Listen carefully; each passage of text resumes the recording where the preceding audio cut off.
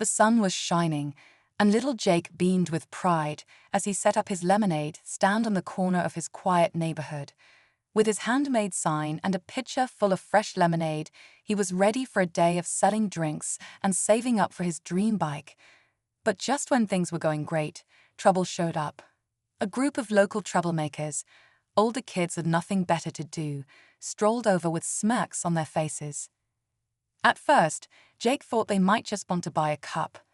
But instead, they started laughing, knocking over his table, and spilling his lemonade all over the sidewalk. His heart sank. He wanted to stand up for himself, but he was just a kid. What these thugs didn't know, though, was that Jake's mom wasn't just any mom. She was a trained Navy SEAL, and she was on her way. Jake's mom, Sarah, had always been a strong, no-nonsense woman. After years of service as a Navy SEAL, she was used to handling high-stress situations with a calm demeanor.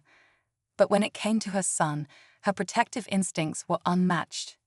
She taught Jake the value of hard work, respect, and standing up for what was right. But she also instilled in him a sense of patience and the wisdom to choose his battles.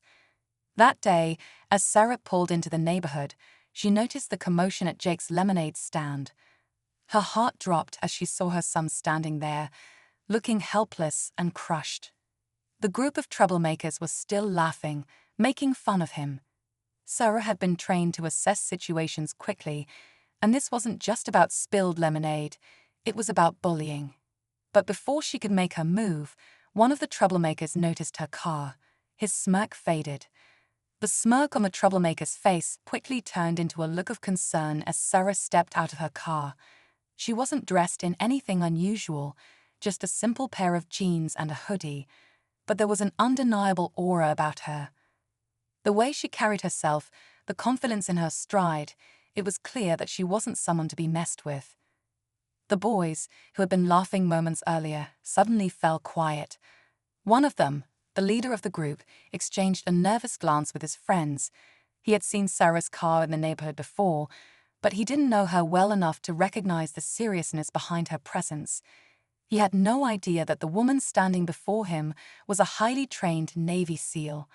But he wasn't about to back down either. "What's the problem here?" Sarah asked, her voice calm but firm, cutting through the silence like a knife. The leader scoffed and shot back, "None of your business, lady."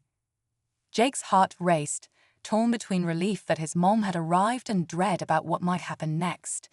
He knew his mom's military training, but he had never seen her use it in a situation like this. As for the troublemakers, they weren't sure what kind of response to expect. Would she just yell at them or walk away? Or was there something more they should be worried about? The tension in the air was thick, every second stretching longer than the last. Sarah's eyes locked onto the leader, who now stood with his arms crossed, trying to project confidence. But Sarah wasn't buying it. Her military training had taught her to read people in a way few could, and she could see the cracks in his bravado. The group of boys shuffled uneasily, glancing at each other as if waiting for someone to make the first move. Jake felt his stomach tighten. He had seen his mom handle countless difficult situations in her career, but he had never seen her face off with people who meant him harm, people who were older, bigger, and more reckless. He had always admired her strength, but now, with everything on the line, he wondered if even his mom could fix this. The leader of the group took a step towards Sarah, his voice rising with false bravado. "You really think you can intimidate us? We don't care who you are." Sarah's eyes narrowed, but she didn't flinch. "You're not intimidating anyone, but I'm willing to bet you'll remember this." As she spoke, her hands slowly moved to her sides, the faintest movement of someone who was ready for anything. Jake felt a chill run down his spine. The moment felt like it was about to explode. Would the boys back off, or would Sarah be forced to show them exactly how far she'd go to protect him? The air hung heavy with anticipation. Just as Sarah took a subtle step forward, preparing to de-escalate the situation, the sound of a car engine rolled down the street. Sarah's eyes flicked to the source of the noise, and in that moment, everything shifted. The boys turned to look as well, their expressions confused. A dark, muscle-bound figure hopped out of the car, a man who didn't look like he belonged in this quiet neighborhood. His voice cut through the air before anyone could say a word. It started as just a simple lemonade stand on a quiet street, a little boy with a big heart, doing whatever he could to help his sick mom. Every day he stood there, selling cup after cup, hoping to raise enough money for her chemo treatments. People stopped by, touched by his story, dropping in extra dollars to support him. But no one could have imagined what happened next. One afternoon, as the boy wiped sweat from his forehead and poured another glass, a familiar face strolled by. It was none other than Clint Eastwood. At first, the boy didn't even recognize him. Just another customer, right? But then Eastwood did something that left everyone speechless. The entire street seemed to pause, watching as the legendary actor changed this boy's life in a way no one saw coming. What did he do? Stay tuned, because this story is about to take an unbelievable turn. The boy looked up, squinting in the sun as the man reached for his wallet. His hands shook slightly, not from fear, but from exhaustion. He had been out there all day, calling out to passers-by, hoping they'd stop. Some did, some didn't. But this man, something about him felt different. Clint Eastwood studied the stand for a moment. The handwritten sign, the worn-out table, the nearly empty pitcher of lemonade. Then his eyes landed on the boy. "How much for a cup?" he asked, his voice calm but firm. The boy hesitated before answering, not sure if he was imagining this. When he finally spoke, his voice was small. 50 cents. Eastwood pulled out his wallet, but instead of a few coins, he took out something else, something that made the boy's eyes widen. The few people nearby stopped talking, sensing something big was happening. But what was Clint Eastwood about to do? The boy's breath caught in his throat as he stared at the crisp $100 bill in Clint. The boy swallowed hard, sensing that whatever was inside would change everything. The boy's fingers trembled as he slowly pulled the envelope open. Inside was a neatly folded stack of papers, too many for just a simple note.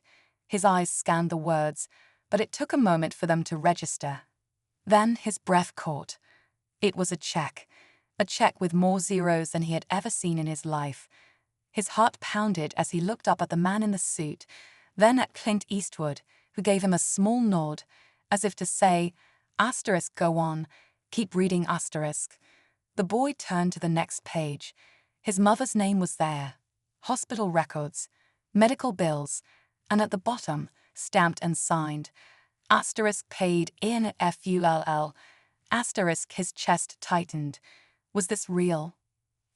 Tears filled his eyes as he looked up at Eastwood, his voice barely above a whisper.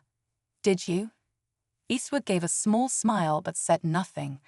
The man in the suit stepped forward. Mr. Eastwood heard about your story, he explained. He wanted to make sure your mom got the treatment she needed. The boy's legs felt weak. He could hardly process what was happening. He had been standing on this corner, sweating in the sun, selling lemonade, just to get a little closer to saving his mom. And now, just like that, someone had done the impossible for him. But then, just as relief started to sink in, the man in the suit cleared his throat. There's one more thing, he said, pulling out a smaller piece of paper. Mr. Eastwood also had this arranged. The boy took it and blinked. It was a job offer for his mom. A fresh start, a new beginning, waiting for her the moment she got better. Tears rolled down his cheeks as he clutched the papers to his chest. He had set up a lemonade stand to save his mom. But in the end, a stranger, no, a legend, had saved asterisk them both asterisks. The boy wiped his tears, gripping the papers tightly as if afraid they might disappear. People around him started clapping, some wiping their own eyes, moved by what they had just witnessed. Even strangers felt the weight of this moment, one of kindness, fate, and pure human generosity. Eastwood placed a hand on the boy's shoulder. You've got a good heart, kid, he said with a nod. Never stop believing in what you're fighting for. Then, with the same quiet grace he had arrived with, he turned and walked away, leaving behind more than just money. He left behind hope. The boy couldn't wait to run home, to tell his mom that everything was going to be okay. The bills were gone, her treatment was covered, and a fresh start was waiting for them. He had set up a lemonade stand to save her, but in the end, kindness had saved them both.